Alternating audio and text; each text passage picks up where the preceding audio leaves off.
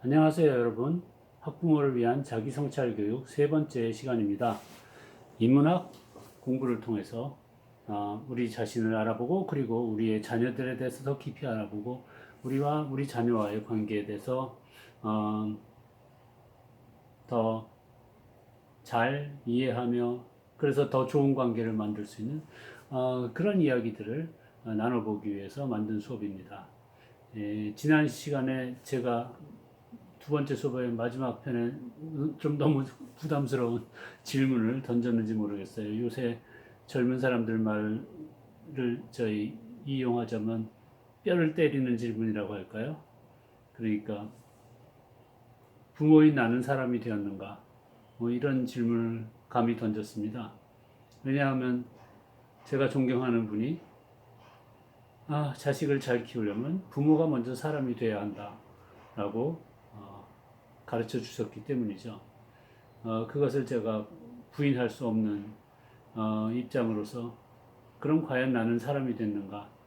어, 신랄한 질문을 스스로에게 던질 수밖에 없었고 만약에 저의 아이들의 성장과 인격에 무슨 작은 문제라도 있다면 그건 나한테서 비롯된 것임에 틀림없을 것이다 라는 그런 확신에 이르렀다고 말씀드려야겠죠. 아이 자체로 일어난 잘못보다는 부모인 내가 잘못해서 일어난 잘못들이 훨씬 많을 것이고, 그러니 우리 아이를 어떻게 키워야 할까요? 하는 그런 질문에 대해서 이런저런 방법이 있습니다. 그래서 아이를 뭐 이렇게 잘 놀아주고 대화법은 이렇게 하고 하는 여러 가지 방법을 제시할 수도 있겠습니다만 그 방법보다 먼저 선행돼야 될 것은 부모인 우리 자신의 인격이어야 한다는 말씀을 드리고 싶은 것입니다. 이것은 사실은 저는 이제 교사 교육을 많이 하는 사람으로서 부모의 자식 양육에만 해당되는 문제가 아니라 선생님의 그 학생 키우는 것에도 해당되는 문제입니다. 그러니까 선생님들이 어떻게 제자들을 잘 키울 수 있느냐, 그들이 훌륭한 사람이 되게 어떻게 키울 수 있느냐, 선생님이 사람이 돼야 된다는 얘기죠. 같은 문제입니다. 이것을 제가 아까 뼈 때리는 질문이라고 말씀드렸는데 어떻게 보면 너무 잔인하죠. 우리 자신을 깊이 들여다보고 이해하고 그리고 나의 인격의 깊은 차원에서의 성숙을 기하기 전에는 감히 자식을 잘 키우고 싶다는 말 하지 말라 뭐 이런 경고가 되기도 하니까요. 그러나 생각해 보십시오. 자식 잘 키우는 일이 얼마나 힘든 일입니까? 그거 쉽게 성공한 사람이 있나요? 그리고 그거 성공했다는 사람 치고 인격이 훌륭하지 않은 사람 찾을 수 있을까 모르겠네요. 지금 자식 잘못 키워가지고 망했다는 사람들이 유명인들도 많이 간간히 보고가 되고 그렇습니다. 왜 자식이 그렇게 큰 문제를 일으키고 나이를 먹어서 성인이 돼서까지 부모를 그렇게 괴롭히게 됐을까? 그 자식 자체의 문제일까? 아니면 그 자식을 키운 부모로부터 기인된 문제일까? 생각해 보지 않을 수가 없습니다. 자식을 잘 키우는 것은 아마 세상에서 가장 힘든 일일 것입니다. 그런 힘든 일을 쉽게 하겠다고 생각하는 것 자체가 도둑놈 심보입니다. 어떻게 힘든 일을 쉽게 합니까? 힘들게 할 수밖에 없어요. 그래서 내가 사람이 될 수밖에 없습니다. 그럼 내가 사람이 될 수 있느냐? 뭐 제가 사람이 됐다고 여러분께 어떻게 사람이 된다라는 방법을 감히 말씀드릴 수가 없습니다. 저도 사람이 되고 싶지 아직 됐다라고 자신할 수 없으니까요. 그냥 계속 되고 싶은 마음을 품고 살 뿐입니다. 그것을 버리지 않고 살 뿐입니다. 그래서 이제 제가 사람이 되도록 도움을 준다라고 믿을 수 있는 그런 방법들을 여러분하고 나눠보겠습니다. 그러니까 제가 감히 여러분을 가르치겠다는 마음은 없습니다. 솔직히 여러분을 동반자처럼 생각하고 제 이야기를 풀어놓겠습니다. 우리 다들 힘들게 살지 않습니까? 좀 제 얘기 한번 참고를 해보십시오. 뭐 이런 수준으로 보시면 되겠습니다. 그래서 오늘은 이런 교육의 세 번째 순서로 우리 자신을 더 깊이 돌아보는 그런 이야기들을 나누도록 하겠습니다. 부모 자신, 우리는 어떠한 사람인가? 그걸 알아야 사람이 될 테니까요. 과연 사람이 된다는 것은 무슨 의미인지 그 말도 참 어렵습니다. 쉽게들 그런 말 쓰죠. 사람이 되거라. 무슨 뜻이에요? 난 이미 사람인데 내가 짐승입니까? 인간이죠. 주민등록증도 있고 여권도 있고 뭐 의학적으로 인간으로서 입증이 돼 있고 호모사피엔스잖아요. 근데 뭐가 더 돼야 되는 것이죠? 사람이 돼야 된다?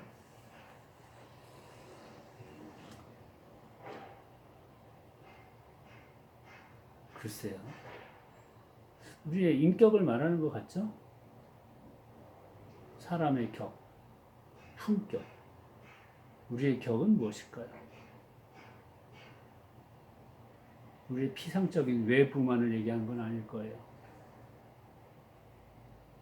내면까지 포함해서 얘기하는 것일 거예요. 우리의 마음, 생각, 의식, 삶에 대한 태도, 가치관, 이런 것들을 다 포괄해서 우리의 사람 됨에 넣을 수 있겠죠. 그게 제대로 됐냐? 이런 의문이 사람이 됐냐 하는 의문이겠습니다. 그래서 그것을 이렇게 점검해 볼 수 있는 이런저런 방도들을 제가 한번 풀어놔 볼게요. 뭐 지난번에 그 초반서부터 이런 말씀드렸죠.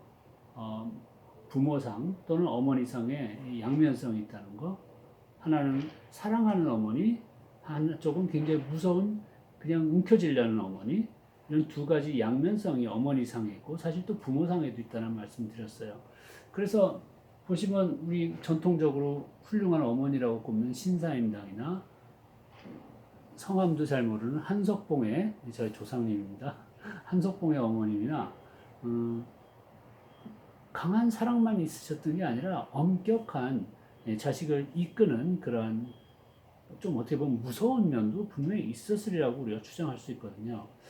그것에 비해서 지금 요즘에 21세기에 뭐 유행하는 서구서부터 유행하고 우리나라에도 퍼져오는 그 어머니의 그 유형의 정해 이런 것들이 나오고 있더라고요. 헬리콥터맘은 이제 애 주변에서 헬리콥터처럼 계속 빙빙 돌면서 쫓아다니면서 온갖 것 일거수일투족을 다 감시하고 그러니까 감시할 뿐 아니라 그 뭐라고 하죠?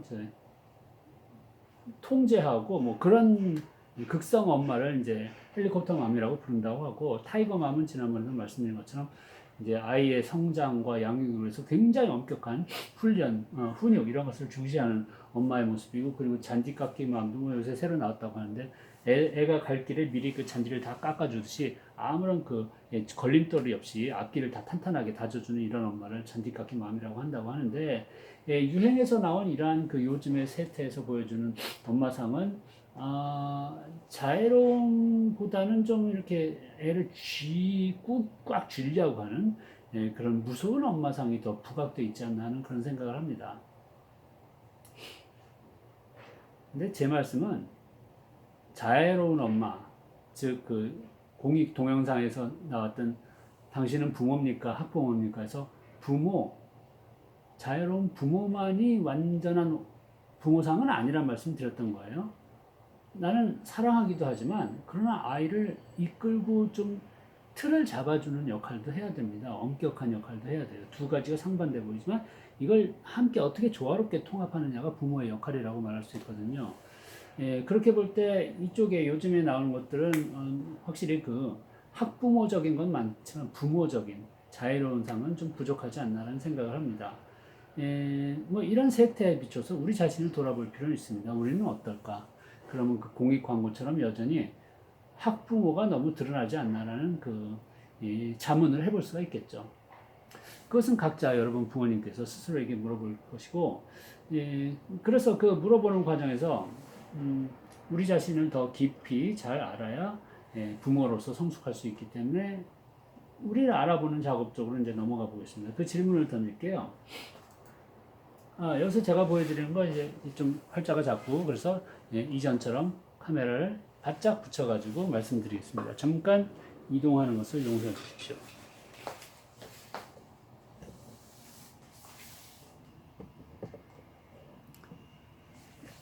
자, 됐습니다. 여기서부터 말씀드리고 가죠. 자, 이게 뭔 곳이냐 하면, 제가 여러 해 전에 인터넷 뭐 저 카페 같은 데서 젊은이들이 대화하는 그 대화를 보다가 재밌어서 캡처해 놓은 것이에요. 한번 이렇게 쭉 읽어 보십시오. A씨가 하는 말씀 보십시오. 위에 20대 후반이래요 지금. 근데 20대 후반으로서 사람이 나이를 먹어봤자 뭐 더 성숙한 것 같지 않다 뭐 이런 얘기를 하고 있네요. 30대가 돼도 그냥 비슷할 것 같고 그냥 사회가 요구하는 것에 맞춰서 살아가는 게 아니냐 뭐 이런 얘기를 하고 있습니다. 마음은 늙지도 않고 그리고 중년 40대 중년이 돼도 마음은 뭐 늙거나 성숙했다기보다 지금하고 비슷한 거 아니냐 이런 의구심을 제기하고 있죠. 근데 재미있는 게 이것에 대해서 이 카페에 모인 사람들이 굉장히 그 동감하나 봐요. 그래서 이렇게 엄지척이 많이 나왔습니다. 여기에 대해서 이제 B나 CC 같은 사람이 저렇게 반응하고 있고 그 반응도 읽어보십시오.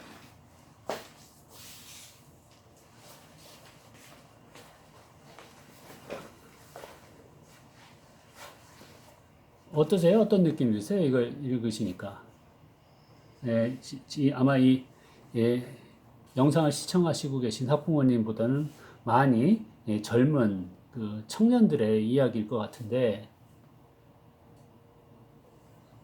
이게 아래 이야기는 너무 그 성차별적입니다. 특히 남자는 처리 안 된다고 하는 것은. 물론 그런 면이 없지 않아 있다고 저도 생각을 합니다만 좀 너무 심하네요.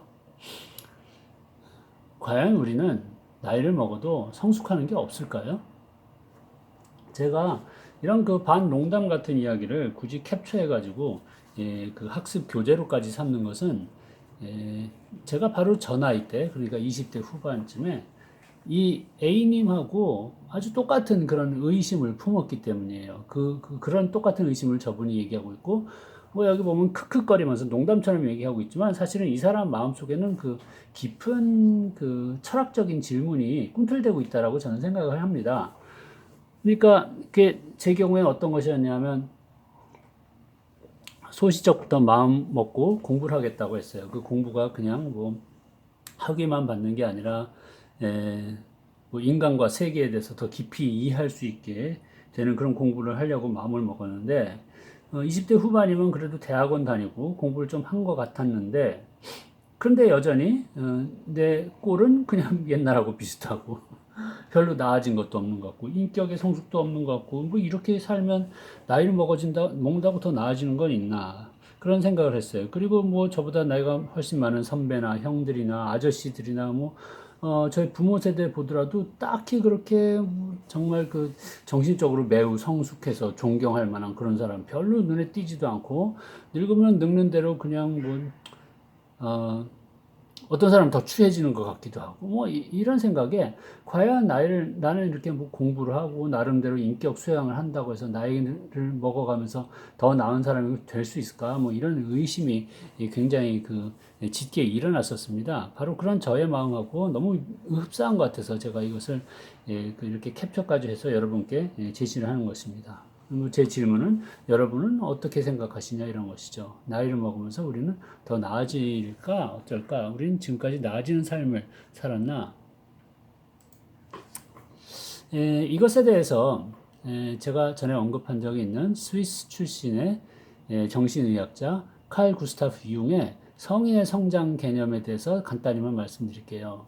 여기 그림을 보시면 이 위는 어릴 때 젊을 때 모습이에요. 그러니까 여기 어릴 때 소년이 지금 미소를 띠고 있는데 이유는 뭐냐면 이제 엄마 아빠 어른들이 칭찬하기 때문입니다. 그러니까 다른 사람들이 나를 좋게 봐주면 긍정적으로 봐주면 기분이 좋고 자기 자신에 대해서 자긍심을 가지고 건강하게 잘 성숙을 하는 것이에요. 나이를 먹어서 어른이 돼서 무슨 일을 하게 됐을 때 자기가 일하는 것에 대해서 타인들이 존중해주고 존경해주고 자기를 잘 대해주면 이 역시 또 기분이 좋고 잘 사는 것이에요. 그래서 1살서부터 30대 중후반까지는 중요한 게 여기 써놨듯이 타인의 시선과 평가라는 이야기를 칼 융이라는 사람이 하고 있습니다. 자, 생각해 보십시오. 여러분이 30대 중후반을 지났다면, 그러니까 그 이전에 지금보다 젊었을 때 여러분을 한번 떠올려 봐 주세요. 나는 어떨 때 삶에 대해서 만족을 느끼고, 그리고 나 자신이 만족스럽고, 잘 살았는가? 이렇게 생각해 볼 때, 주변 사람들, 부모님서부터 친구, 동료, 뭐 이웃, 뭐 아는 사람들이 나를 존중해주고 잘 대해주고 그러면 내 삶이 잘 흘러가고 있고 나 자신도 괜찮은 사람이라고 여기지 않았는지 한번 회고를 해주십시오 하는 말씀입니다. 물론 사람마다 다 개인차가 있습니다. 그러나 타인의 시선으로부터 완전히 자유로운 사람이 과연 있을까 저는 의심스럽고요. 그게 특히 인생의 전반기엔 더 강하다는 이야기를 융 선생이 하고 있는 것이죠. 그런데 이게 변화한다는 것이에요. 이게 그러니까 30대 후반 한 39살부터 이제 변한다는 얘기입니다. 그 변해서 어떻게 되냐? 이 후반서부터는 타인의 시선과 평가가 아니라 자신의 시선과 평가가 중요하게 된다는 얘기예요. 이게 굉장히 큰 변화라는 겁니다. 그러니까 30대 후반을 지나신 분은 스스로를 또 돌아보십시오. 나 자신이 괜찮다고 여길 때, 타인들이 존경해주고 존중해주면 당연히 내가 이제 괜찮은 사람이라고 여기겠죠. 근데 그것으로 충분한가 한번 생각해 봐 주십시오. 마치 이 원숭이처럼. 원숭이도 인간하고 비슷한 종이라 그런지 굉장히 심오한 표정을 짓고 있지 않습니까? 철학적인 사색을 하는 것 같은 표정을 짓고 있어요. 늙은 원숭이가. 아마 인간하고 비슷한 종은 그런 역량이 있는지 모르겠어요. 여기 그 로댕에 생각하는 사람도 빨가벗고 있잖아요. 근데 남들이 보건 말건 신경 안 쓰고 그냥 자기 안으로 깊숙이 들어가서 철학적인 사색에 빠져 있는 것 같습니다. 과연 나는 어떤 인간인가? 뭐 이런 질문을 하고 있겠죠. 그런데 이제 옛날 생각이 나네요. 이제 제가 살았던 동네 주변에 대학이 있었는데 그 대학에 이 생각하는 사람 동상이 있었거든요. 그 옆에 지나가면서 초등학생이었던 저하고 저희 친구들 개구장이들은 깔깔 웃으면서 이런 얘기를 했었죠. 저 사람 무슨 생각하고 있냐? 그러면 내 빤스 어디 갔나 생각하고 있다. 뭐 이런 농담하면서 지나다녔던 게 기억이 나네요. 자, 그건 이제 쓸데없는 말씀이고 다시 돌아와서 우리는 중년을 접어들면서는 타인과 사회 인정 말고 나가 스스로 나 자신을 인정할 하는 필요성을 강하게 느끼게 되지 않느냐 그런 말씀이에요. 자, 여기에 대해서 영 아니신 것 같으면 할 수 없지만 아니신 것 같으면 이 수업 끝나고 나서도 한번 자문을 해보실 것을 권하겠습니다. 나는 어떠한가, 어땠는가. 자, 이것은 뭐 이게 좋고 저게 나쁘고 어떤 건 옳고 그러고 뭐 그런 얘기가 아니에요. 그러니까 이건 도덕적인 이야기를 드리는 게 아니라 일종의 과학적인 이야기입니다. 사람이 이렇게 성숙하다더라. 근데 인생 초반기에는 타인의 시선에 굉장히 많이 의존하지만 인생 후반기에 들어서는 타인의 시선 못지않게 나 자신의 내면에서 나오는 그 평가, 시선이 중시되더라라는 그런 관찰이에요. 경험적인 관찰입니다. 자, 근데 인간이 이렇게 중년에 갑자기 바뀌기 때문에 이걸 융은 중년의 위기라고 불렀어요. 위기랍니다. 우리 흔히 중년의 위기 그러면 아침 드라마에서 나오는 그 남자들이 불륜 저지르고 바람 피고 이런 것을 흔히 떠오르는데, 뭐 그게 뭐 잘못된, 중년의 위기에 대한 잘못된 묘사는 아닙니다. 분명히 그런 것들이 포함이 되어 있습니다만, 중년의 위기의 본질은 나 자신의 정의, 나 자신에 대한 만족을 내 안에서 찾아야 되는데, 나이를 먹어가면서요. 더 이상 남들의 칭찬과 남들의 기대에 부응하는 것 말고 나 스스로 나를 만족스러워 할 줄 알아야 되는데 그거를 못하게 될 때 중년의 위기가 닥친다는 것이에요. 그러니까 여기서 이렇게 초반기에서 후반기로 전환이 일어나야 되거든요. 전환. 근데 그 전환을 이루지 못하는 사람들이 있어요. 어떤 사람들이 못 이루나? 자기 내면의 시선을 찾을 수 없는 사람들입니다. 자신의 내면으로 들어갈 수 없는 사람들입니다. 그러니까 40이 넘어도 50이 넘어도 계속 자신의 삶의 만족을 타인의 시선에만 의존하고 있는 것이에요. 그러니까 늘 남들 눈에 잘 들기 위해서만 살아가는 사람들은 그러면 그 위기에서 빠져나오기 힘들다는 겁니다. 그러니까 아무리 거치장을 잘하고 남들한테 맞춰서 멋지게 보이려고 하더라도 늘 마음속에는 뭔가 허전한 그런 공허한 것들이 있고 그 공허함이 점점 그 인생의 그 고민거리, 갈등, 괴로움으로서 자라나게 된다는 얘기입니다. 그러니까 우리가 50, 60이 넘으면 스스로 자기 자신을 볼 때 남들의 평가와 무관하게 나는 이만하면 괜찮은 사람이다 하고 점잖게 늠름하게 이야기를 할 수 있으면 좋겠는데 그렇게 이야기를 하지 못하고 그냥 늘 사람들한테 나 괜찮아? 나 괜찮지? 이만하면 멋진 거 아니야? 라고 늘 질문하면서밖에 살 수 없으면 그 삶이 굉장히 궁핍하고 인격적으로 그리고 참 피상적일 수밖에 없다 그런 말씀이죠. 그래서 이 전환을 못 이루는 사람, 즉 내면으로 들어가지 못하는 사람, 자신 안의 가치를 찾지 못하는 사람, 자신으로서의 자신을 이해하지 못하는 사람, 이 사람은 위기에 빠져서 내면이 공허해지기 때문에 그것을 채우기 위해서 다른 수단을 씁니다. 그 다른 수단이 뭐냐? 일탈을 많이 하는 것이죠. 그래서 중년의 위기가 그 아침 드라마에 많이 나오는 그 불륜 이런 이야기가 많이 나온 겁니다. 지금의 삶만으로 만족을 못하기 때문에 일탈을 어디서 하느냐?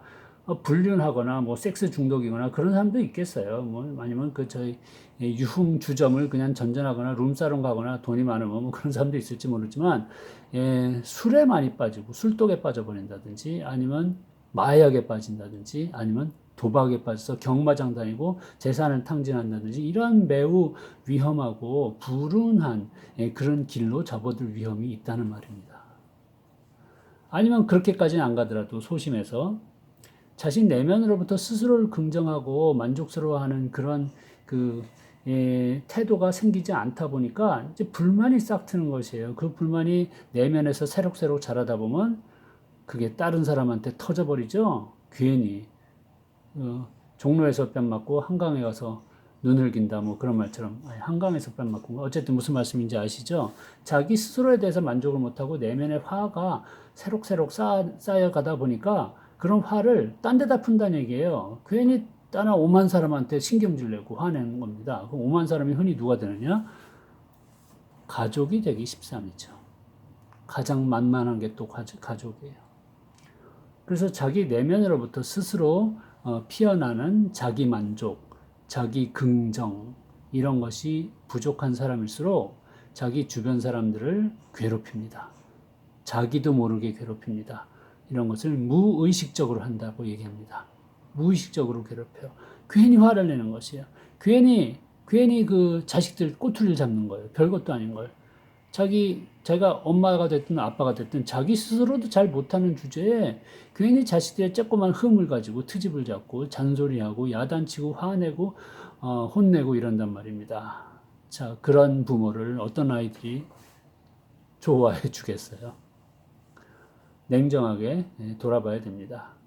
자, 그래서 여기 제가 말씀드린 게 이 칼 융의 인간 성숙론은 중년 이후에는 내면으로 들어가서 자기 스스로를 볼 수 있어야 된다는 얘기를 하는 것인데 이게 도덕주의적인 주장이 아니라 인간의 생물학적이고 인격적이고 인류학적인 성숙이 이런 과정을 통해서 일어나기 때문에 그것을 감안해서 잘 살아봐라라는 이런 권유라고 볼 수 있다는 말씀이에요.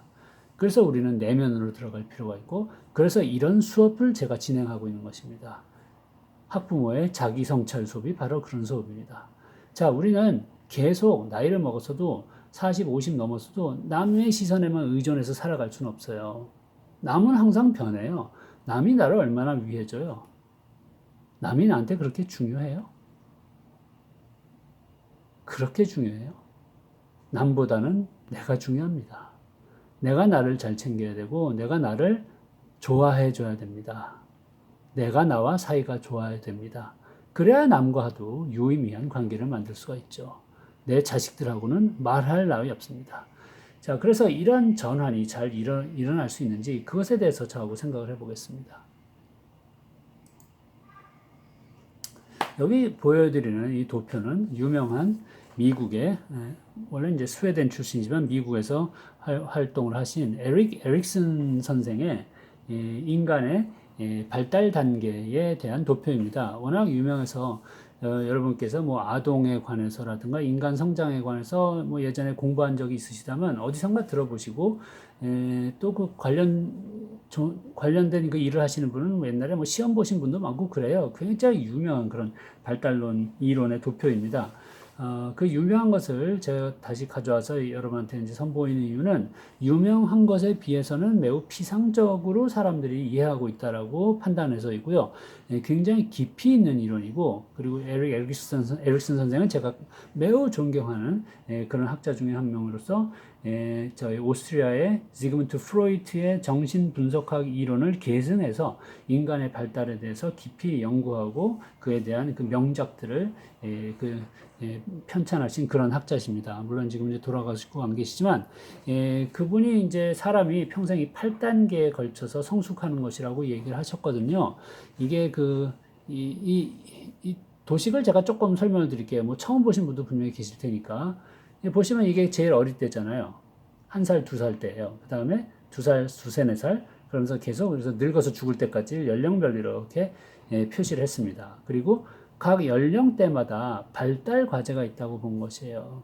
발달 과제는 그 나이에 맞게 자신의 내면에서 이러한 마음가짐 같은 것을 갖춰야 될 필요성 있는 것을 발달 과제라고 얘기합니다. 그러니까 좀 이따 구체적으로 말씀드리겠습니다만, 제일 먼저 태어나서는 희망을 가져야 되고, 그 다음에는 유치원 가기 전에 의지가 있어야 되고 등등 이런 것을 얘기하는 것이고, 그 다음에 심리 사회적 위기라는 것은 각 연령대에 맞는 이제 이런 두 가지 상반된 길사에서 위기를 맞는 것을 얘기해요. 근데 주요 상대는 엄마입니다. 그러니까 이게 무슨 말이냐?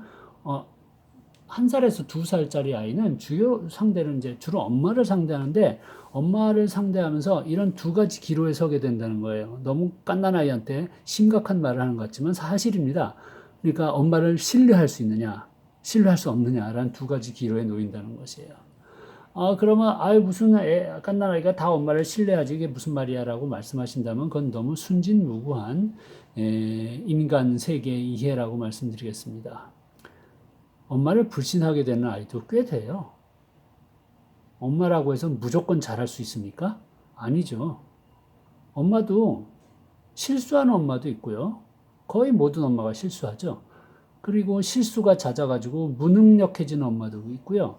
그리고 엄마 자체가 너무 마음이나 몸이 건강하지 못해서 아이를 제대로 돌보지 못하거나 아이에 팽개치거나 아이에 갖다 버리는 엄마까지 심지어 있다는 거 아시죠? 물론 그런 분들은 소수이고 너무도 불행한 그런 경우에 불과하다라고 볼 수 있겠으나, 그러나 일반적인 훌륭하고 건강한 이른바 정상적으로 육아를 하는 엄마들이라도 100점이라고 다 100점짜리 엄마라고 얘기할 수 있을까요? 엄마이신 분들은 어떻게 생각하시나요? 아기를 낳아서 키워보신 경험이 있으신 분들, 나는 100점짜리 엄마였다라고 당당하게 말씀하실 수 있는 분 계세요? 전 그런 분 못 만나봤어요, 아직까지. 계시면 좋지만 그만큼 100점짜리 엄마가 되기 힘드니까 5점이 깎여서 95점짜리 엄마라든가 90점짜리 엄마 이런 분들이 많지 않을까 생각해요. 근데 뭐 90점도 그렇고 한 80점 이상의 엄마라면 훌륭한 엄마 아닐까라고 저는 생각합니다. 그만큼 100점짜리 엄마가 되기 힘들기 때문에 신뢰가 점수가 100점이 되긴 힘들어요. 불신 점수가 5점, 10점이라도 있을 수 있다는 얘기입니다. 근데 그 정도면 훌륭한 거라고 제가 지금 말씀드리는 것이고, 신뢰보다 불신 점수가 더 클 경우는 이건 심각한 문제가 되는 거예요. 왜냐하면 발달 과제를 성취를 못하는 거예요. 희망이 없어요. 그런 경우에. 여기서 실존적 질문이라는 것은 삶에서 우러나는 실제 삶에 대한 우리의 질문인데, 아이가 이렇게 이런 질문을 문장으로 만들 수는 없습니다. 당연히 세상을 신뢰해도 좋을까라는 질문을 사실은 품고 엄마 젖을 빨고 있는 시기라는 것입니다. 그래서 얘는 이제 활동의 얘인데, 엄마 젖바는 수유라든가, 그리고 엄마가 내팽개치는 방귀, 뭐 이런 얘들이 있다는 것이에요. 그냥 참고로 보시면 되겠고요. 자, 그래서 갓 태어난 젖먹이 아이조차도 사실은 무슨 일을 하고 있는데, 엄마 젖을 빨면서 엄마를 믿어도 되는지 아니면 믿지 못할 게 있는지 그런 것을 계속 가늠을 하고 있는데, 그래서 결국은 한 2살쯤 될 때까지 이러한 과제를 달성하면 매우 건강하다라고 말할 수 있다는 얘기예요. 자, 그런데 희망의 과제를 100% 달성하는 그런 훌륭한 아이는 아주 많지는 않다고 생각합니다. 그러나 이제 건강한 가정이라면 대체로 희망을 품은 밝은 아이를 키워주겠죠. 불행한 가정이라면 희망이 작은, 희망이 쪼그라든, 그래서 세상을 부정적으로 보는 아이를 만들 수도 있고요. 이런 식으로 각 연령대별로 우리 쬐꼬만 아이들이 아무것도 안 하고 침만 흘리고 그만 밥만 먹는 것 같아도 굉장히 바쁘게 하고 있는 일들이 많다는 것입니다. 그러니까 2살에서 4살까지는 이때는 이제 흔히 학문기라고 프로이트 학파에서는 부릅니다. 이 위에 영아기는 구순기라고 불러요. 구순은 이제 입구자하고 입술 순자를 쓰는 것인데 영어로 오랄 피리어드라고도 얘기를 하죠. 그러니까 입에 모든 신경이 집중돼 있어요. 왜냐하면 젖을 빨기 때문입니다. 그게 가장 중요한 활동이기 때문에요. 그래서 젖을 빠는 활동 자체가 그냥 그 모유만 흡수하는 게 아니라 그 활동 자체에 이 감정이 배이게 된다는 겁니다. 그래서 이 감정에서 아이의 심리적인 발달이 일어나고 인격 발달의 초기적인 그 세팅이 이루어진다는 얘기예요. 그런데 2살에서 4살 사이에는 또 이거 저희 그 배변 훈련이 굉장히 중요한 예이거든요. 그러니까 이제 갓난 아기 때처럼 아무 때나 그냥 똥 싸고 오줌 싸고 할 수 없는 거예요. 기저귀를 차고 있잖아요. 그러면서 기저귀 떼는 훈련을 천천히 하기 시작합니다. 이 기저귀 떼는 훈련은 엄마도 하지만 이제 아빠 같은 다른 사람들도 함께 참여하게 되는 것이에요. 그래서 여기서는 어떤 기로에 서게 되느냐? 자율성. 자기 스스로 똥오줌을 잘 통제할 수 있게 되는 거예요. 수치나 의심은 뭐냐? 못하는 것이죠. 기저귀를 못 떼는 거예요. 자꾸 실수를 하게 되는 것이에요. 그래서 이 기로에서 아이는 나름대로 굉장히 힘들게 이런 실전적인 질문을 품고 살아가고 있다는 거예요. 나 자신으로 있어도 괜찮은가? 근데 내가 딱딱 알아차려가지고 쉬 마려면 화장실에 가서 쉬를 하고 그러면 자율성을 확보하고 그럼 자신의 의지에 대해서 자신을 품게 되는 것이에요. 발달 과정을 성취했어요. 근데 잘 못해요. 그러면 나 자신으로 있어도 괜찮지가 않아요. 왜냐하면 질질 흘리고 이러고 야단 맞고 부모들이 혼내고 그러기 때문에 수치심이 생기는 것이에요. 의지란 발달 과제를 충분히 달성하지 못한다는 얘기입니다. 자, 이런 식으로 각 연령 단계별마다 이제 해야 될 게 굉장히 많이 있어요. 근데 이거 제가 이거 다 드리다 보면 지금 이게 시간 너무 많이 흘러가니까 그냥 대충 넘어가면서 좀 말씀드릴게요. 초등학교 들어가서는 근면대 열등감이 무엇이냐. 여기 학교에 들어가서는 어쩔 수 없이 수많은 아이들하고 함께 살 수밖에 없잖아요. 근데 여기서는 뭐 공부도 하고 달리기도 하고 같이 놀이도 합니다. 근데 거기서 아이들한테 끼어서 뭐 나름 할 수 있다. 뭐 공부도 어느 정도 하고 달리기도 어느 정도 하고 뭐 그 교우 관계도 만들 수 있다. 그러면 근면함 쪽으로 넘어갈 수 있게 되나. 근데 근면함이 아니라 다 못해요. 그럼 열등감이 형성된다는 얘기입니다. 이럴 경우에 역량이라는 발달 과제를 제대로 수립하지 못하게 됩니다. 자, 그러니까 한 13살 된 아이만 생각해 보더라도요, 이미 4단계의 발달 단계를 걸쳐서 여기까지 온 거예요. 그 발달 단계를 거치면서 이 저희 주요 상대들하고 아주 좋은 관계를 맺고, 그래서 신뢰를 확보하고 자율성이 크고 주도성과 근면을 다 확보하게 됐을 경우에 발달 과제들을 다 성취한 것이거든요. 이런 아이는 아주 건강하게 튼튼한 몸과 마음으로 청소년기에 접어들어갈 수가 있겠어요. 근데 모두가 그렇겠습니까? 아니죠. 현실적으로 불신이 어느 정도 있고, 그리고 수치감도 있고, 죄책감도 좀 있고, 열등감도 좀 있고, 그런 아이들이 다수가 아니겠어요? 그러니까 이미 청소년기에 접어들어갈 때 수많은 아이들이 무거운 발달 과제 짐을 어깨에 지고 여기 들어가는 것입니다. 여기서 이것을 다 높은 점수를 획득한 아이들은 극소수에 불과할 거예요. 그래서 많은 아이들이 사실은 내적으로 어느 정도의 어려움과 스트레스 요소들은 가지고 있다라고 말할 수가 있겠어요. 근데 그렇게 돼가지고 청소년기에 들어가면 청소년기에는 또 그럼 그 전까지 건 다 삭제해버리고 이제 새로 시작이 되느냐면 그게 아니에요. 이게 계속 이제 정립이 돼요. 이게 이 무서운 이 도표의 구조입니다. 정립이에요. 불신 점수 30점 쌓였으면 이게 계속 이월돼서 넘어가요. 그러니까 이게 쌓인 부정적인 점수가 많으면 그 이후의 삶이 그만큼 힘든 것이에요. 그래서 이 초기에 양육이 너무도 중요한 것입니다. 이 프로이트 학파뿐만이 아니라 현대 인격 심리학과 그 아동학의 주된 기조는 가장 중요한 게 영유아기라는 것이죠. 이때 나쁜 점수를 많이 쌓아놓으면 너무 힘이 든 거예요. 너무 힘이 들어요. 사실은 그 프로이트 학파의 옛날에 좀 고지식한 학자들은 이때 구순기하고 학문기 때 양육에 실패했을 경우, 그래서 아이가 불신과 수치감이 가득할 경우 이 아이는 치유 불가다. 평생 어떻게 뭐 개선할 가능성이 없다라는 그런 심한 판단까지 내렸던 적이 있어요. 그러니까 그것은 영유아기 결정론이라고 말할 수 있죠. 그러나 저는 요즘의 학계에 새로운 그 이견들을 같이 종합해서 말씀드리자면 영유아기 결정론은 충분히 과학적이지도 않고 그리고 부도덕한 이론이다라고 말씀드리고 싶습니다. 왜 과학적이지 않느냐? 이때 불행하게 산 아이들인데도 불구하고 자라나면서 자기 힘을 내서 훌륭하게 성장한 얘들도 굉장히 많기 때문이에요. 그래서 이때 망했다고 모두 망한다고 하는 것은 사실이 아니라는 얘기입니다. 그래서 비과학적이에요. 물론 힘들다는 것은 여전히 맞는 얘기예요. 이때 나쁜 점수를 쌓으면 평생이 힘들긴 해요. 근데 평생 힘들다고 모두가 인생에서 실패하냐? 그건 아니라는 얘기입니다. 이때 힘들었어도 평생에 걸쳐서 고생을 하면서 점점 훌륭한 사람이 되는 예도 많다는 얘기입니다. 그것에 대해서는 또 나중에 말씀드리기로 하고, 그리고 왜 부도덕하다고 말씀드리냐? 영유아기 결정론이 부도덕하죠. 어릴 때 잘못된 것 때문에 걔는 평생 잘 될 수가 없다라는 저주를 주는 것이나 마찬가지이기 때문에 젊은 영혼들에 대해서 부도덕한 그런 무책임한 경고를 하는 것이죠. 저는 그런 이론을 받아들이는 것은 건강하지 않다라고 생각합니다. 물론 비과학적이기도 하고요. 자, 그래서 다시 우리의 청소년들을 생각해 보겠습니다. 여러분, 이제 자녀들이 이 시기를 넘어서 청소년의 이 시기에 들어간 자녀들을 갖고 계신 분들은 여기에 대해서 잘 들어주시기 바라요. 청소년기는 매우 힘든 시기입니다. 왜냐하면 이제 인생의 중간고사를 치게 된 거예요. 전반부 1학기 지났어요. 이제 2학기 남았어요. 아직 어른도 되기 전인데도 아이에서 어른으로 넘어가는 이 힘든 시기에 중요한 중간 평가를 겪어야 되는 것이에요. 그게 무엇이냐? 정체성 형성입니다. 이게 실전적인 질문이 이거예요. 나는 누구인가? 나는 누가 될 수 있나? 어떤 15살짜리 아이도 스스로에게 이런 질문을 이렇게 구체적으로 문장으로 만들어서 제시하지는 못하겠죠. 그러나 이 질문을 품고서 이 시기를, 어려운 시기를 다 지나가고 있는 것입니다. 이제 나는 아기도 아니고 어린이도 아니고 어른도 아닌데 나는 누가 되는 것인가? 이런 질문들은 다 품고 있고 미래에 대해서 많은 불안을 품고 있어요.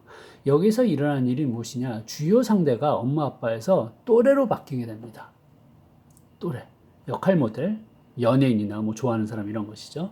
또래가 너무도 중요해요. 그래서 10살, 11살까지 엄마 아빠하고 너무 사이좋게 지냈던 우리 딸내미가, 우리 아들내미가 갑자기 냉정해지고 쌀쌀 맞으면서 13살이 돼서부터는 친구들하고만 돌아다닌다고 상처받는 엄마 아빠들도 굉장히 많습니다.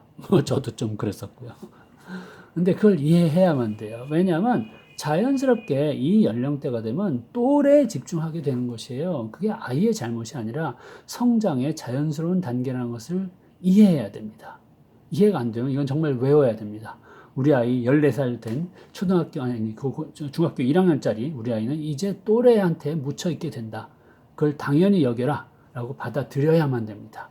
거기에 대해서 반항하시는 것은 매우 어리석은 일입니다. 자연의 순서를 거스르는 것이니까요. 그래서 받아들여야 돼요. 근데 이해는 그 힘든 일을 겪고 있는 게 뭐냐? 이제 내가 어떤 사람이 될지를 결정해야 되는데 이게 쉽지 않은 게 무엇이냐? 가장 어려운 과제이기도 하지만 지금까지의 정립된 부정적인 점수가 크면 더 어려워지는 거예요. 그러니까 여기까지 아주 건강하게 신뢰, 자율성, 주도성, 근면성을 쌓은 아이라면 이 새로운 과제에 대해서 용감하게 도전할 수가 있을 거예요. 그러나 여기에 이런 점수가 이미 등에 어깨에 많이 쌓여있는 아이는 여기에 도전하기엔 힘이 부족합니다. 그래서 자꾸 일탈할 수가 있어요. 그래서 충실함을 충분히 달성하지 못할 수 있어요. 그래서 자기는 누구이고 누가 될 수 있는지 19살이 넘고 20살이 넘어도 감도 못 잡게 되는 경우가 굉장히 많습니다. 자, 다시 한번. 청소년기가 매우 어렵고 스트레스 만빵이고 그리고 지금까지 성장기에서 다 채우지 못한 점수까지 정립되어 있는데 인생에서 거의 가장 힘든 요구인 정체성 확립을 하는 시기이기 때문에 아주 힘든 시기라는 것을 이해해 주셔야 됩니다. 그래서 이 아이들을 목줄을 잡고 무조건 거칠게 끌어가는 게 능사가 아니고 자유로움과 그리고 그들의 틀을 잡아주는 두 가지 어려운 양면적으로 보이는 과제를 통합적으로 잘 수행해야만 하는 게 엄마 아빠들이 맡은 매우 힘든 역할이라는 말씀을 드리겠습니다. 그 이유를 볼까요? 자, 이 시기를 넘어간 자녀가 있으신 분은 또 자녀를 바라보는 입장으로 한번 생각을 해주세요, 먼저. 성인 초반에 들어갔어요. 우리 아이들이 대학생이 됐다 칩시다. 아니면 뭐 20대에 들어서 어디 직장에 갔거나 군대에 갔거나 뭐 그런 여러 가지 경우를 생각하실 수가 있겠죠. 이때에는 주요 상대가 친구와 배우자감이 되는 것입니다. 그리고 중요 실존 질문이 내가 사랑할 수 있을까? 이런 유행가 같은 가사 같은 것이 된다는 말씀이에요. 이 유행가 가사가 사실은 주로 유행가 가사의 테마가 이거 아닙니까? 사랑 얘기잖아요. 왜냐하면 이게 성인기의 보편적인 실존적인 질문이기 때문이라고 말씀드릴 수가 있어요. 그냥 뭐 저기 연애에 그 열불이 나서 그런 게 아니라 인간이라면 저 시기에 이게 가장 중요한 질문이라는 겁니다. 왜냐하면 인간은 번식을 해야 되잖아요. 짝을 맞아서 자기 유전자를 후계에 계속 전승을 해줘야만 되는 게 거부할 수 없는 나의 생물학적인 명령입니다. 그러니까 이걸 쫓을 수밖에 없어요. 이 상대를 짝을 찾아야만 돼요. 짝을 찾는데 그리고 또 어른이 돼서 자기 동료들하고 또 함께 친구들하고 또 사이좋게 지내기도 해야 되는데 여기서 이 두 가지 기로 사이에 서 있는 거예요. 친밀감 대 고립. 그래서 친밀감을 잘 형성할 수 있는 사람은 즉 자기의 성인 친구들하고도 사이좋게 지내고 그리고 자기 짝이 될 사람하고도 썸만 타고 끝나는 게 아니라 함께 오순도순 애정을 나누면서 잘 지낼 수 있다라면 그 사람은 발달 과제인 사랑을 성취하게 됩니다. 그러면 성인 초반기를 나름 건강하게 잘 지내고 성숙했다라고 말할 수가 있는데 자 이게 왜 힘드냐? 모든 사람이 이걸 잘할 수 있느냐? 아니란 거 다 아실 겁니다. 여러분도 젊었을 때 돌아보십시오. 다 잘하신 거 아니겠죠? 왜 힘드냐? 이게 다 쌓여 있고요. 그리고 그 이전에 청소년기가 끝나지 않았기 때문이에요. 나이는 20, 30대 어른이 됐으나 여전히 청소년기가 진행 중인 사람이 너무 많습니다. 왜? 정체성이 확립이 안 돼서 그래요. 역할 혼란이기 때문이에요. 그래서 충실함을 충분히 얻어갈 수가 없어요. 정체성이 확립이 안 됐어요. 자, 대학생인데 정체성 충분히 확립된 사람들이 얼마나 있을 것이라고 생각하세요? 그렇게 흔하지 않습니다. 대학생들 정체성 혼란에 많이 빠져 있습니다. 제 생각엔 대다수일 것 같아요. 제가 대학에서 20여 년 교편을 잡고 있으나 20대 초반? 아니 20대 후반까지라도 자신의 정체성을 완전히 확립했다라고 볼 수 있는 사람은 극히 드물다라고 저는 생각하고 있습니다. 이때 과제를 다 수행하지 못한 사람들이 너무 많은 거예요. 이때 과제가 유예됐어요. 그래서 사춘기가 유예됐다는 말들을 흔히 대학 교수들이 하죠. 대학생들이 여전히 사춘기 아이들 같다라는 얘기를 하는 겁니다. 대학에 왔는데 엄마 아빠들의 조련에 의해서 학원 다니면서 점수만 맞춰서 대학에 왔지 자기가 어떤 사람이고 뭘 하면서 살면 좋을지에 대해서 전혀 이해가 없는 아이들이 너무 많다는 거예요. 그래서 점수 맞춰서 대학에 전공을 잡아가지고 왔는데 안 맞아가지고 중간에 헤매고 점수도 못 받고 다른 쪽으로 바꾸고 방황하는 이런 아이가 너무 많다는 것입니다. 대학 수준에서 그치는 게 아니라 대학 졸업하고 또 세상의 기준에 맞춰가지고 어딘가 취직을 했어요. 이 힘든 취업난 속에서 취직을 했는데도 조기 퇴사율이 엄청나게 높은 거 여러분도 미디어 보도로 아실 것입니다. 왜? 이게 확립이 안 돼서 계속 해결 안 된 채로 유예되기 때문이에요. 여러분 생각해 보십시오. 이제 여러분의 자녀가 아니라 여러분 자신을 생각해 보십시오. 사실 오늘의 수업은 자녀 이해 이전에 성인인 부모, 우리 자신을 이해하는 것이라고 말씀드렸습니다. 여러분의 이 시기를 돌아봐 주세요. 아니 청소년기도 돌아봐 주세요. 여러분은 정체성을 확실히 확립을 하셨나요? 즉 나는 누구인가? 나는 누가 될 수 있는가? 이 질문 어려운 질문입니다. 이 질문에 답을 하실 수 있었던가요? 이 시기에? 아니면 성인 초반기에 그것을 답하실 수 있었나요? 아니면 여러분 연령이 성인 초반기를 지나서 성인기 40대 이상에 접어들으셨다면 지금은 자신의 정체성이 확립됐다라고 생각하시나요? 자, 이것도 또다시 뼈 때리는 질문입니다. 지난 시간서부터 제가 너무 어려운 질문을 던지고 있습니다. 하지만 이 질문들을 넘어서지 않고서는 성인의 성숙을 기할 수 없기 때문에 꼭 짚고 넘어가셔야만 됩니다. 자, 나는 사람이 됐는가? 라는 질문에 이어서 나는 내가 누군지 아는가? 라는 질문이에요. 너무 어렵죠, 질문이. 소크라테스가 델피 신전에서 신탁으로 받은 질문 아닙니까? 2600년 전에. 인류가 지금까지 가슴에 품고 있는 질문이에요. 너 자신을 알라. 거기에 감히 누가 쉽게 대답을 할 수 있겠습니까? 이런 강의를 하고 있는 저도 이 질문에 쉽게 대답 전혀 못합니다. 제가 품고 있는 평생의 가장 어려운 질문입니다. 저는 다만 그 질문에 답하기 위해서 계속 공부를 하고 있을 뿐입니다. 그 답을 제가 잘한다? 자신할 수 없습니다. 지금까지 쌓아온 저 나름의 답이 있습니다만 그 답을 부여안고 그 답에 맞는 삶을 살고자 나름 애를 씁니다만 아직 턱없이 부족하다라고 늘 느끼고 살고 있습니다. 나는 누구인가요? 자, 이 어려운 질문, 매우 철학적인 이런 질문을 조금 쉽게 풀어서 이렇게 말씀드릴 수가 있겠어요. 즉, 정체성에 관한 질문, 나는 누구인가라는 질문은 내 안에서 내가 갖고 있는 것과 그리고 내가 갖고 있는 것을 세상에서 펼칠 것 사이에서 균형을 맞추는 것이라고 얘기할 수가 있겠습니다. 즉, 나는 이를테면 달리기를 잘해요. 그것에 대해서 내가 알게 됐으면 자기 자신에 대한 이해가 꽤 구체적으로 성립이 된 것이에요. 그냥 간단한 예로요. 그런데 그냥 달리기만 잘한다, 달리기를 잘한다는 것을 아는 것만으로 정체성이 확립되는 건 아니에요. 그러니까 누가 될 수 있는가도 생각해야 됩니다. 그러니까 나는 달리기로 세상에서 무슨 일을 하고 살아갈 수 있는가까지 생각을 해야 되는 것이에요. 그러면 달리기를 할 수 있는 육상 선수라든가 아니면 여러 가지 뭐 체육과 관련된 일이라든가 달리기에 관련된 상품 개발이라든가 이런 것에까지 눈이 뻗어서 그런 것에 대한 인식이 확립됐다. 그래서 즉 나는 달리기를 좋아하는 사람인데 달리기와 관련된 이런 일을 할 수 있을 것이다라는 이해까지 도달이 됐으면 나름의 정체성이 구체화되고 상당히 성숙돼가는 그런 계제에 이르렀다라고 말할 수 있는 것이에요. 그러면 제가 지금 너무 유치하고 간단한 예로 예시를 했습니다만, 그러니까 이것은 여러분 각자가 여러분 자신에게 물어보셔야 되고 여러분 자녀의 이런 질문에 도움을 주셔야 되는 상황입니다. 먼저 나는 누구인가? 나는 뭘 잘할 수 있고 뭘 좋아하는 걸 알아내야 돼요. 내 내면에서. 달리기 뭐 이런 걸 알아내야 돼요. 그 다음에 나는 누가 될 수 있는가?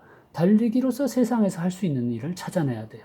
그리고 그 일이 내가 정말로 마음에 드는가까지 알아내야 돼요. 그러면 나의 내면과 외면을 이렇게 조화를 맞출 수 있습니다. 그때 정체성 확립적으로 다가간다라는 얘기를 할 수 있다는 것이죠. 실제로 이 에릭슨 선생님께서는 이런 그 정체성 형성에 대해서 굉장히 이제 중요한 질문과 답을 많이 제시했었던 분인데 이분이 이제 깊게 연구한 것이 종교개혁 일으킨 16세기 독일의 마틴 루터에 대한 심층 심리학적인 정신 분석학적인 연구가 있습니다. 그것도 명저로서 현대의 명저로서 자리 잡고 있는데 거기서 그 청년 루터라는 책에서 이분이 그 분석해서 추정한 바로는 루터는 20대 중반에 이런 정체성이 확립됐다라고 판정하고 있어요. 비슷하게 그 인도의 성자인 마하트마 간디도 20대 중후반에 이런 정체성이 확립됐다라고 판정을 하고 있습니다. 그것을 볼 때 역사적으로 그렇게 위인급에 들어가는 사람들도 20대 중반에 정체성이 확립됐다라고 얘기하는 걸 볼 때 청소년기에 19세 이전에 정체성이 완전히 확립되기를 기대하는 것은 무리라고 생각을 합니다. 물론 정체성 확립을 위한 그 기반을 이때 닦아놔야 되는데 근데 우리 아이들을 생각해 보세요. 이 질문하고 있어요? 이 질문할 시간이 있어요? 이 질문할 여유를 주고 있습니까?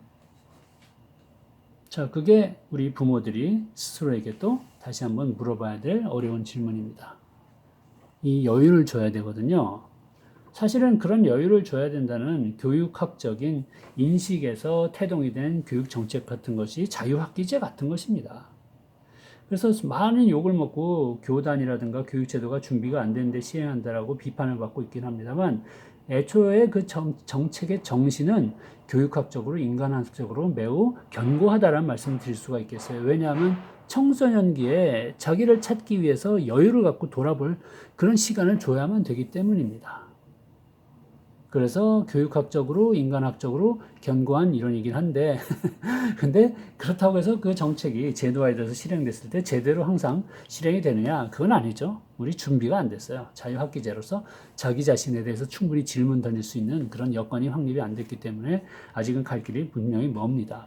그러나 일단 그 길로 가야 된다는 것은 거부할 수가 없어요. 이 시기에 이걸 제대로 알아놓지 못하면 그 이후에 계속 밀리면서 늙을 때까지 살기가 너무 힘들고 삶 자체가 매우 어려워지고요. 인격의 통합에 실패할 수가 있습니다. 그러면 속된 말로 인생에 실패하는 거예요. 우리가 우리의 시민들을 그렇게 키울 수는 없기 때문에 어렵지만 청소년기에 정체성 확립을 할 수 있도록 성인이, 기성사회가, 제도권이 많은 도움을 줘야만 됩니다. 자, 또 여러분 자신을 돌아봐 주세요. 여러분은 이것을 확립하셨는지, 이 시기에 하셨는지, 아니면 그 이후의 시기에 하셨는지, 아니면 지금에 이르러서 하셨는지.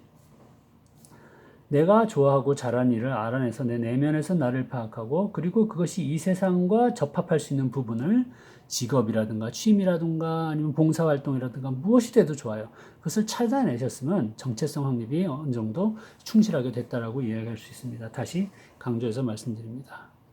네, 그렇지 못했을 경우에 계속 이게 밀려나가고 자신의 내면엔 공허함이 쌓여갑니다.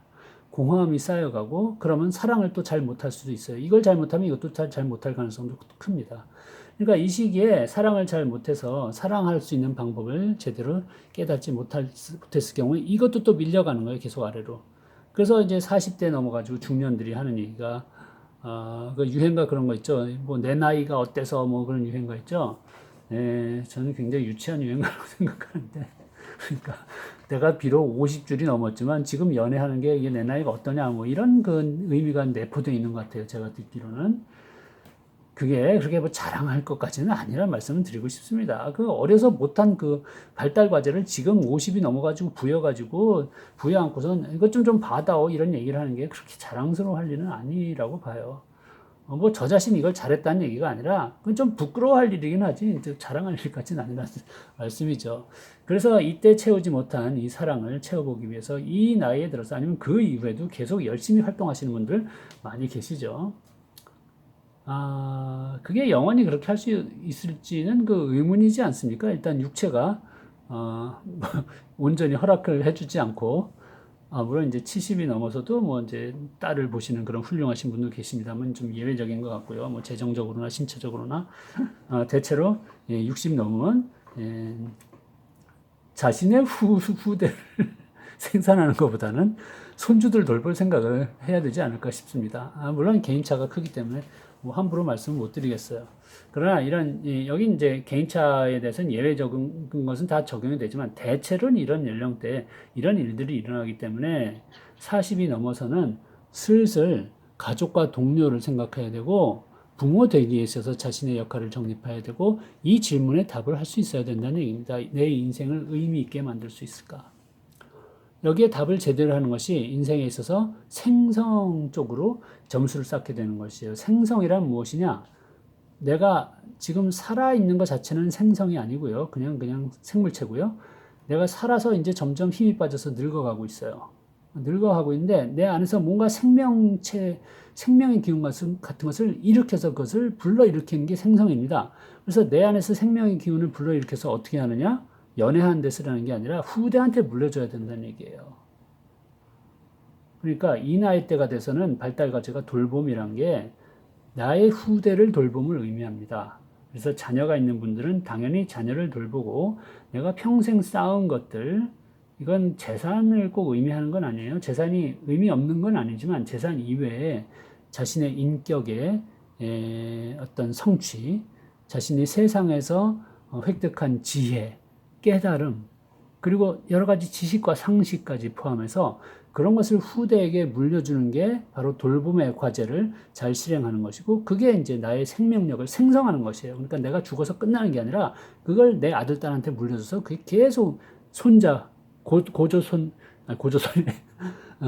증손자, 고손자를 이렇게 물려가게 되는 것을 생성이라고 얘기할 수가 있겠습니다. 그걸 못하면 침체예요. 왜? 내가 물려줄 게 없어요. 내가 환갑인데 물려줄 게 없어요. 재산 말하는 게 아니에요. 내가 인격도 형편없고 세상에서 얻은 지혜도 없고 세상 바라보면 욕밖에 안 나와. 이런 무슨 썩을 놈의 세상을 살아서 뭐야. 이런 상태로 내가 환갑을 맞았다 그러면 침체예요. 그럼 매우 불행한 노인이 되는 것입니다. 불행하지 않은 노인은 누구이냐? 물려줄 게 많은 사람이에요. 자신의 인격적으로 세상에서 얻은 지혜 그리고 지식 이런 것으로서 이런 것들 후대한테 물려줄 게 많아서 생성하는 사람은 행복한 노인이 되는 겁니다. 그런 사람은 이제 지혜를 노년기에 습득해서 자아 통합대 절망의 기로에서 절망 안 하고 통합적으로 나갈 수 있다는 얘기죠. 자아 통합이 어려운 개념이라 제가 또 마저 설명을 드리겠습니다만, 일단 생성을 못하면 침체가 되면 절망에 빠져서 매우 불행한 노인이 돼서 세상에 대해서 불평불만만 가득 찬 채 살다가 가게 되는 것이고, 그런데 생성이 이루어져서 돌봄을 잘할 수 있게 된 사람은 인류 전체, 제가 동류라고 썼습니다. 인간 전체에 대한 어떤 애정을 품게 되고, 이것으로써 삶에 대해서 자신의 그 기말고사예요. 학기말고사, 인생말고사예요. 여기에 답을 잘 할 수 있다는 거예요.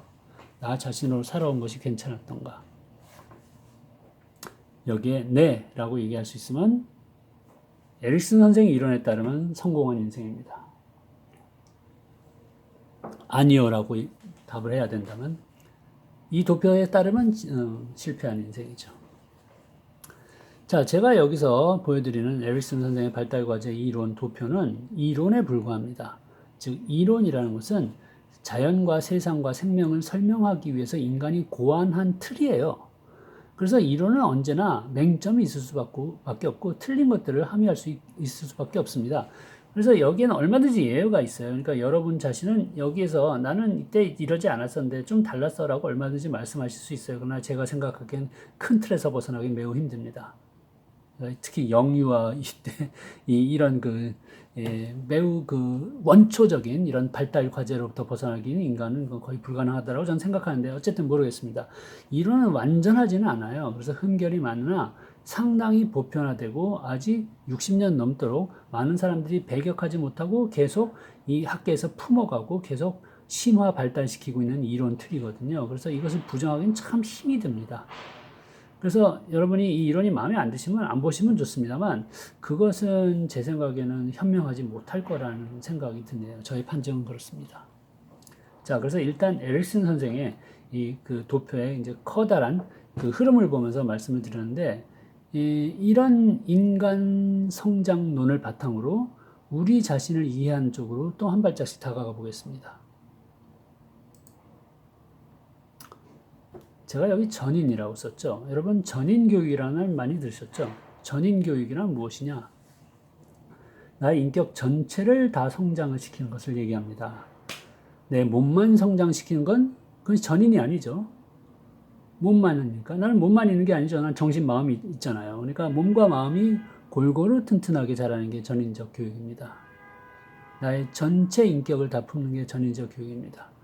그래서 나의 인생을 걸쳐서 여기에서 드러난 이런 발달 과제를 다 충실히 그 성숙시키는 것도 전인적인 성장의 한 이해 축으로 봐야 되는데,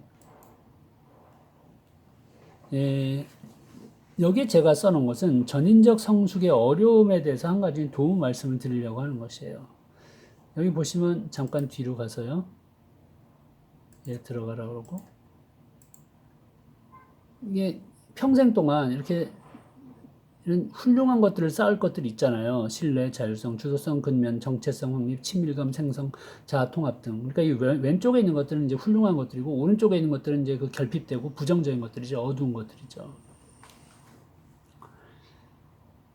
여기서 흔히 교육자라든가 양육의 전문가들은 왼쪽 것을 많이 키워주려고 노력을 합니다. 그건 당연해요. 그러나 그러면서 이제 실수가 뭐냐면 오른쪽 것을 너무 무시하게 되는 것이에요. 이건 실수입니다. 왜냐하면 어느 누구도 이게 하나도 없는 사람은 없거든요.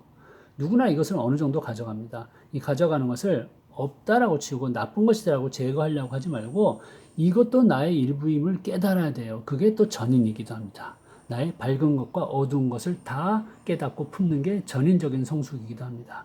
마치 부모가 자신의 자애로운 면과 자신의 무시무시한 집어삼키는 면 두 가지를 다 이해하고 끌어안는 것이 전인적인 부모의 성장인 것처럼, 우리의 인격의 평생의 성장에서 이 왼쪽에 있는 훌륭한 것들과 오른쪽에 있는 결핍하고 부족하고 어두운 것들을 다 내 안에 있음을 인식하고 그걸 끌어안는 게 또 전인적인 성숙이기도 해요.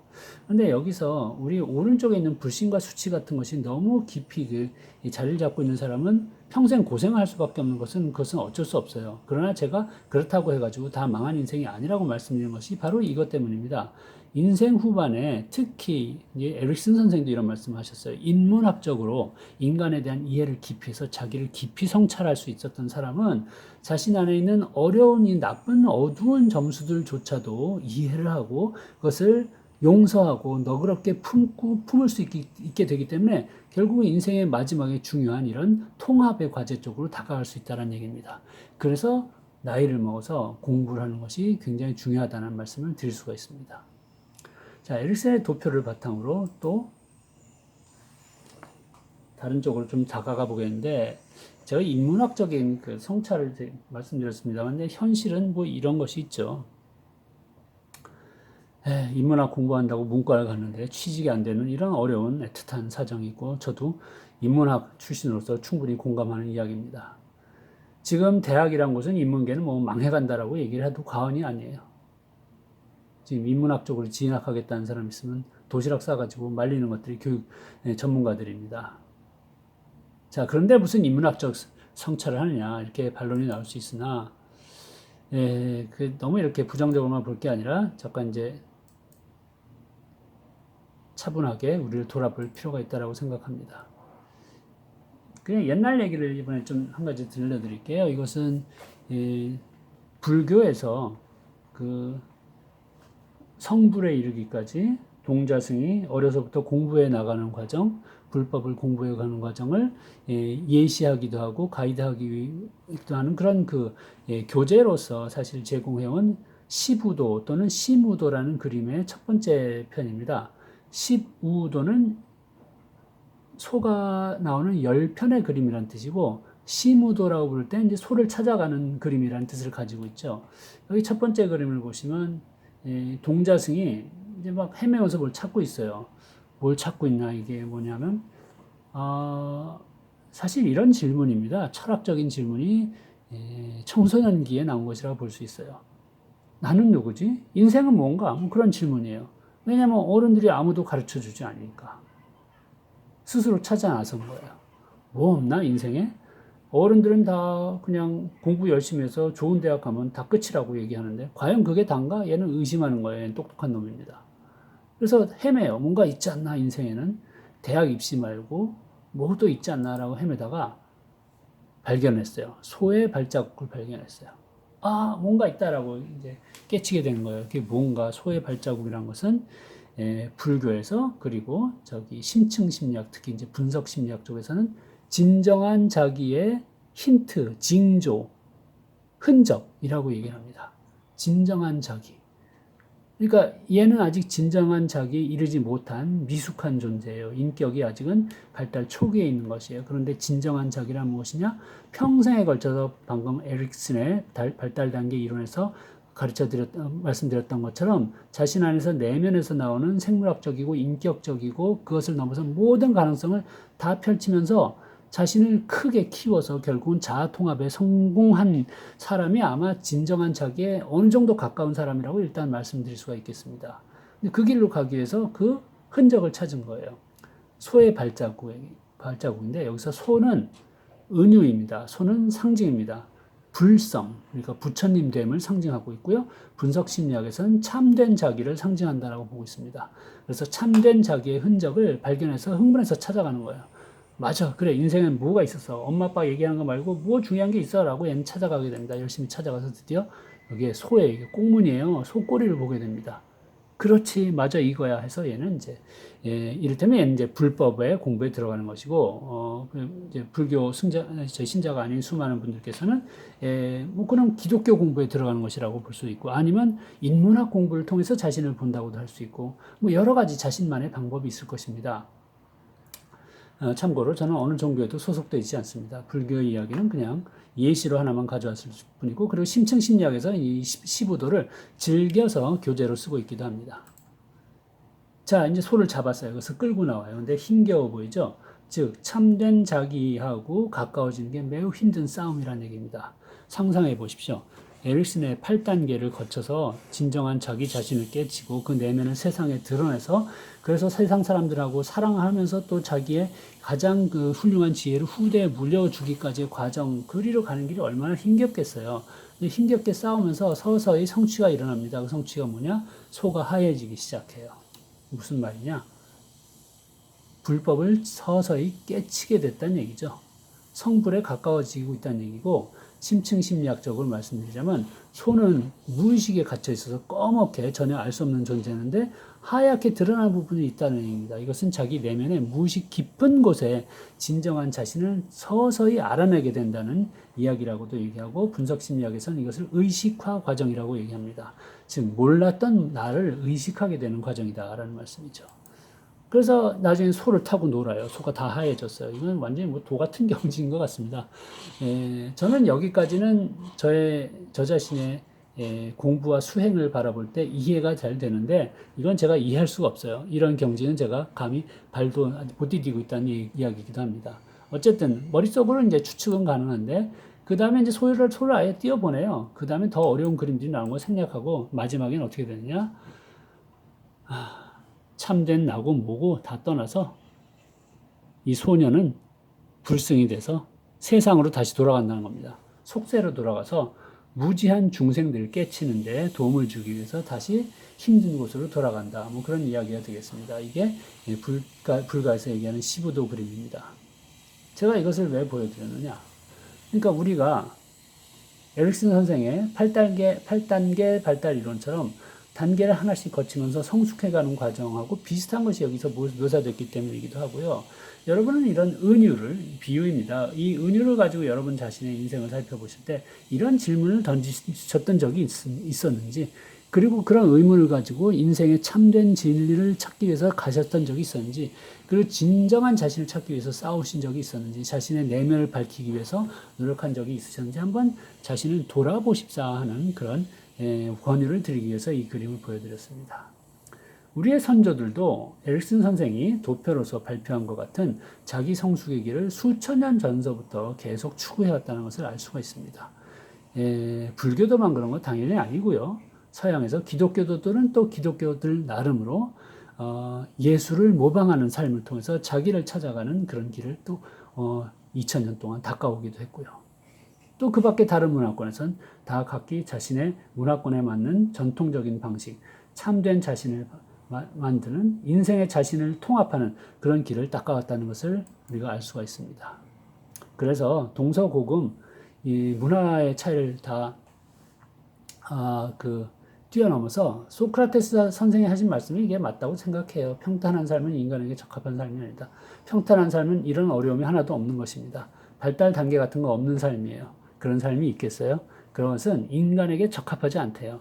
왜냐하면 그 어려운 발달 단계를 거쳐서 자율성을 획득하고 정체성을 확립해서 사랑할 수 있는 존재가 되는, 그게 바로 인간에게 적합한 삶이라는 겁니다. 평탄하지는 않지만 그게 우리에게 적합한 삶이라는 것이에요. 그래서 내 앞에 인격으로 인한 고생이 오더라도 그것을 고생으로만 여기지 않고 내가 하나의 삶의 과제로서 끌어안고 풀어야만 하는 숙제다라고 생각하고 행복한 마음을 품고자 노력해야 된다는 교훈이 여기 담겨 있겠습니다. 자, 부모가 먼저 사람이 돼야 된다라고 얘기했죠. 그게 결코 평탄한 길이 아닙니다. 그러나 그 평탄치 않은 길을 이렇게 가는 게 인간에게 적합한 삶이라고 말씀드릴 수 있겠어요. 그게 고생스러운 과제가 아닙니다. 그게 행복한 과제란 말입니다, 실은. 그래서 그 참된 나를 찾아가는 자신의 정체성을 밝히는 길에서 우리에게 깊은 그 알을 요구하는 또 다른 심오한 철학자의 이런 말씀을 여러분하고 나누고 오늘의 수업은 마치겠습니다. 여기를 한번 봐주십시오. 자, 이것은 스위스 출신의 프랑스에서 활약한 18세기의 철학자 장자크 루소가 한 말입니다. 에밀이라는 유명한 책에서 이분이 쓰신 것입니다. 세상 사람들은 온통 가면을 쓰고 살고 있다. 거의 자기 자신으로 존재하지 않기에 자신에게로 돌아가야 할 때에도 그는 항상 자기 자신에게 낯설고 편하지 못하다. 자신이 누구인가 하는 문제는 그에게 아무 의미가 없으며 오로지 자신이 어떻게 보이는가 하는 것만이 문제다. 어떻습니까, 여러분? 여러분 가면 쓰고 살고 계세요? 자, 가면이란 게 물리적 가면이 아니라는 건 아시겠죠? 내가 세상 사람들 앞에서 쓰고 있는 표정 같은 것이에요. 표정과 예의 범절, 그런 게 다 포함됩니다. 나의 언어. 가면 쓰고 계시죠? 당연히 가면 누구나 쓰고 있습니다. 세상 사람들은 온통 다 쓰고 있다고 얘기하잖아요. 저도 쓰고 있습니다. 저도 여러분 앞에 지금 얼굴을 지금 화면으로 들이대고 있지는 않지만 가면 쓰고 있습니다. 어떤 가면? 교수인 것 같은 가면이에요. 그럼 제가 언제나 저희 하루 24시간 생활에서 언제나 교수같이만 살고 있냐? 아니죠. 전 집에 가면 장난치고 바보 같은 사람이 되기도 합니다. 그리고 맥주 마시고 쓸데없는 수다를 떨기도 합니다. 교수답지 않은 일을 언제나 합니다. 그러나 제가 여러분과 만난 이 순간은 교수다운 가면을 쓰는 게 적합한 일이죠. 그게 사회적으로 용인되는 일이고 사회적으로도 그것이 그러니까 지지받는 행위라고 볼 수가 있습니다. 그래서 우리는 가면이 필요해요. 여러분도 가면을 쓰고 계시죠? 가면이 하나, 둘이에요? 몇 개인가 한번 세보세요. 제 경우엔 굉장히 많습니다. 자식들 앞에서 쓰는 아빠의 가면이 있어요. 아내 앞에서 쓰는 남편의 가면이 있죠. 지금은 돌아가셨습니다만 과거에 생존해 계실 때 저희 부모님 앞에서 쓰는 자식의 가면이 있었고요. 그리고 학생들 앞에서 쓰는 선생의 가면이 있고 편의점 가서 물건 살 때는 고객으로서의 소비자로서의 가면을 쓰고요. 엘리베이터에서 타서 모르는 사람들하고 있을 때는 아무도 모르는 그냥 타인으로서의 무표정한 가면을 쓰고요. 가면 종류가 굉장히 많습니다. 알고 보면. 무례한 사람 앞에서 쓰는 가면이 있고 사랑하는 사람 앞에서 쓰는 가면 등등 많죠. 그래서 가면을 우리는 여러 개 갖고 있고 그게 제대로 사회화된 성인이라고 볼 수 있습니다. 즉 이 사회에 속해서 제대로 인간관계를 맺고 살려면 당연히 가면을 여러 개 갖추고 있어야 돼요. 우리는 가면을 안 쓴 사람은 불편해서 상대할 수가 없습니다. 그러니까 초면에 자기 멋대로 행동하는 미친 사람 같은 사람하고 우리가 어떻게 뭐 말을 나눌 수가 있겠어요? 그러면 안 되죠. 그래서 우리는 가면을 정교하게 발달시키고 성숙시켜야 됩니다. 우리는 다 그것을 갖고 있어요. 그런데 왜 그걸 가지고 루소는 시비를 거냐? 이런 이유 때문입니다. 맨날 가면에만 들러붙어 있으니까 자기 자신으로 존재하지 않는다는 거예요. 자신에게로 돌아가야 할 때도 자기가 낯설고 편하지가 않대요. 무슨 말이냐? 남들 의식해서 쓰고 있는 가면을 너무 항상 열심히 쓰고 있다 보니까 가면을 벗을 줄을 모른다는 얘기입니다. 그리고 가면 안에 자신의 원래 모습을 까먹었다는 얘기예요. 그러니까 나는 누군가, 난 원래 어떤 사람이었던가 기억해내지 못한다는 얘기입니다. 자, 이 루소의 지적이 여러분께 해당되는지 스스로 돌아봐 주시기 바랍니다. 즉, 자신이 누군가 하는 문제는 별 의미가 없고 자신이 어떻게 보이는가 하는 것만 중요한가 이런 질문이 되겠습니다. 자, 내가 어떻게 보이는가? 중요하죠. 당연히 저도 중요하고요. 루소도 중요했어요. 남들한테 잘 보여야죠. 뭐 최소한 뭐 범죄자 아니고 무도한 놈 아니고 인간다운 인간으로서 법 질서 잘 지키는 점잖은 성인이다. 뭐 이렇게 보이기를 다들 바라지 않겠습니까? 또는 뭐 멋진 사람이고 유능하다, 인격이 좋다, 뭐 다 이런 식으로 자기가 좋게 보이기를 바라죠. 그런 가면을 쓰고 싶죠. 근데 그런 남들 시선을 제외했을 때, 없앴을 때 그냥 나인 채로 그냥 나로서 있는 나가 기억이 나세요? 자, 아까 융의 중년의 위기 말씀드렸죠. 40살쯤 돼서 자신을 바라보는 기준이 타인의 시선에서 내 내면의 시선으로 옮겨간다는 말씀드렸죠. 자, 그 옮겨감이 일어났나 하는 질문이 되기도 합니다. 나를 나의 잣대로 평가하고 바라보고 있는가? 나를 나 그대로 나는 좋아해주고 있는가? 그런 질문이기도 합니다. 답하기가 쉽지 않습니다. 제가 가르치는 20대 청년들은 말할 것 없고 30, 40, 50, 60대 성인들도 답하기가 쉽지 않습니다. 왜냐하면 우리는 그만큼 가면을 중시하는 사회의 시대에 살고 있기 때문이라고도 볼 수가 있겠어요. 루소가 살았던 18세기도 도시 문화가 굉장히 발달했었던 시대라 가면에 의존하는 새로운 그런 시민 계층이 많이 형성이 됐었고, 그리고 이 가면에 제가 여기 페르소나라는 말을 썼거든요.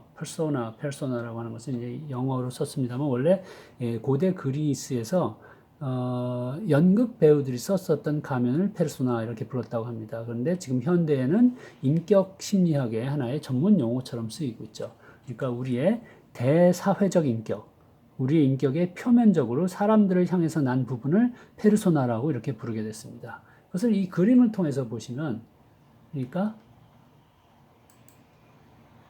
자, 여기요.